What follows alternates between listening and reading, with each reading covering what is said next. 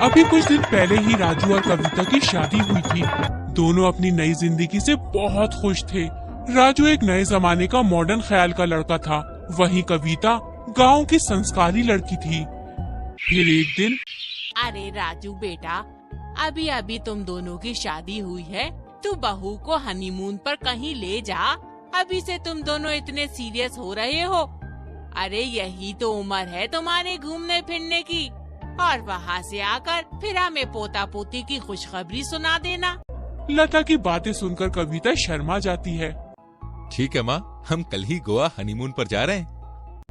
अगले ही दिन राजू और कविता हनीमून के लिए गोवा चले जाते हैं। घर पर लता और विनोद अकेले रह जाते हैं।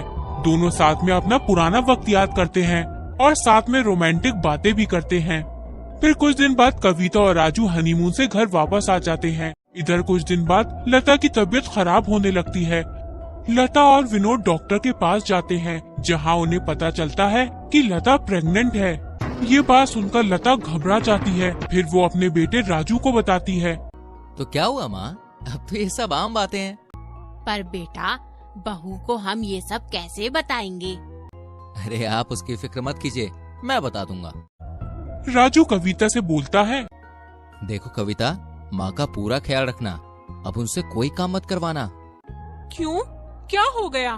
तुम्हारी माँ तो बिल्कुल तंदुरुस्त है, पूरी शादी में घोड़ी की तरह नाची थी। अब उनसे कोई काम क्यों नहीं करवाना? अरे देखो, मैं कभी भी भाई बन सकता हूँ। घर में एक मेहमान आने वाला है। कौन से भाई? कौन सा मेहमान? जितने मेहमान आए थे वो तो हमारी शादी में होकर चले गए, अब फिर मेहमान आएंगे क्या? अरे छोटा सा नन्हा सा प्यारा सा।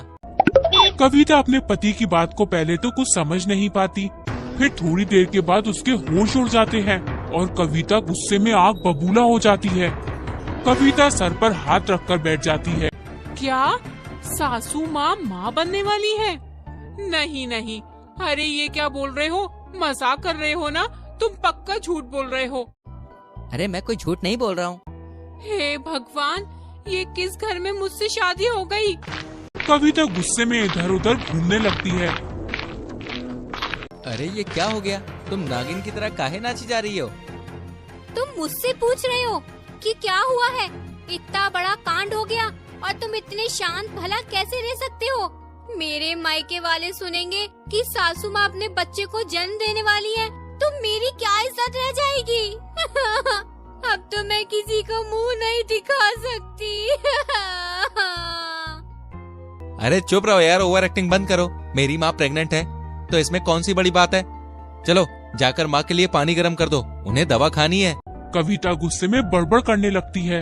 अरे तुम मधुमक्खी की तरह सिर्फ भन भन करती रहोगी या माँ के लिए पानी गर्म भी करोगी? हाँ हाँ, क्यों नहीं, यहाँ मैं तुम्हारी माँ का लल्ला ही तो पालने आई हूँ। कविता गुस्से में रसोई घर में कर पानी गर्म करने लगती है। तभी वहाँ ससुर जी आ जाते हैं। अरे बहू, पानी गर्म हो गया क्या? अब देखो, तुम्हें ही मम्मी जी का ख्याल रखना पड़ेगा। इस उम्र में माँ बनना आसान नहीं होता है। हाँ हाँ पता है, पर क्यों बन गई माँ? आपको थोड़ी तो समझ होनी चाहिए। आप हम लोगों को हनीमून पर भेजकर आप यहाँ रासलीला कर रहे थे। अरे बहू, कैसी बात कर रही हो? तुम्हें नहीं पसंद क्या कि तुम्हारा भी कोई देवर हो? तुम्हारा भी इस घर में मन लगा रहेगा। पापा जी, मैं आपके आगे हाथ जोड़ती हूँ, आप जाइए, मैं सासू माँ के लिए पानी लेकर आती हूँ। थोड़ी देर बाद कविता पानी गर्म करके अपनी सास के पास जाती है। लो ये पानी ले लो। बताइए, जिस उम्र में अपने पोते पोती को खिलाने का सपना देखना चाहिए, वहाँ अपने ही बच्चे का सपना देख रही हैं। हाय रे मेरी फूटी किस्मत। लता की गर्भवती होने की बात आग की तरह फैल जाती है और सभी उसका मजाक बनाने लगते हैं। अरे चुन्नी की माँ, तुम्हें पता है कुछ? कविता की सास इस उम्र में गर्भवती हो गई है। हाँ, सुना तो मैंने भी है। बताओ क्या समाना आ गया है? कविता की सास को इस उम्र में जवानी सूझ रही है। अरे इस उम्र में लोग दादा दादी बनते हैं। कविता की सास का पेट देखकर हमें शर्म आती है, उसे कोई शर्म नहीं आती क्या? एक दिन कविता बाजार से वापस आ रही होती है, तभी उससे एक औरत पूछती है। अरे कविता, तुम्हारी सास पेट से है क्या? कलयुग आ गया है। जिस उम्र में तुम्हें माँ बनना चाहिए उस उम्र में तुम्हारी सास माँ बन गई है। भगवान न करे अगर बेटी हो गई तो सारा शादी का खर्च तुम्हारे पति पर आ जाएगा। वो औरत कविता के कान भर देती है। कविता गुस्से में घर आती है और वो अपने पति से बातचीत करना बंद कर देती है। अपने घर वालों से परेशान होकर ससुराल छोड़कर जाने लगती है।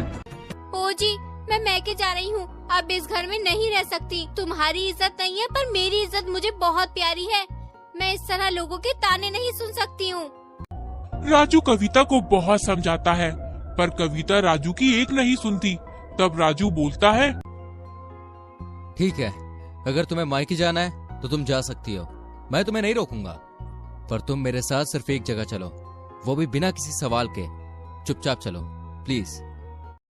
राजू कविता को एक हॉस्पिटल में ले जाता है जहां उसे एक 50 साल की प्रेग्नेंट औरत से मिलवाता है।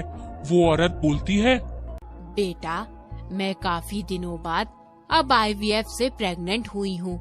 मुझे कोई शर्म नहीं है। मेरा जिस्म है, मैं जब चाहूँ तब प्रेग्नेंट हो जाऊँ। लोगों को इसमें कोई दखलंदाजी नहीं करनी चाहिए, पर ये समाज वाले हैं कि हर बात पर उन्हें तकलीफ होती है। पहले लोग जब लव मैरिज करते थे तो प्रॉब्लम थी, अब देखो लव मैरिज कितनी आम बात हो गई है। कविता को समझ में आ जाता है कि गर्भवती होना तो औरत के लिए गर्व की बात होती है। उसे अपनी गलती का एहसास होता है। फिर वो घर जाकर अपनी सास की खूब मन लगाकर खिदमत करती है और जब कोई कुछ बोलता है तो कविता उसे मुंह तोड़ जवाब देती है। ऐसे ही दिन बीत जाते हैं। कविता की माँ को पता चलता है कि कविता की सास प्रेग्नेंट है तो गुस्से में कविता की माँ कविता के घर आती है। कहाँ है तेरी सास? जरा मुझे उनसे बात करनी है। माँ, मेरी बात तो सुनो।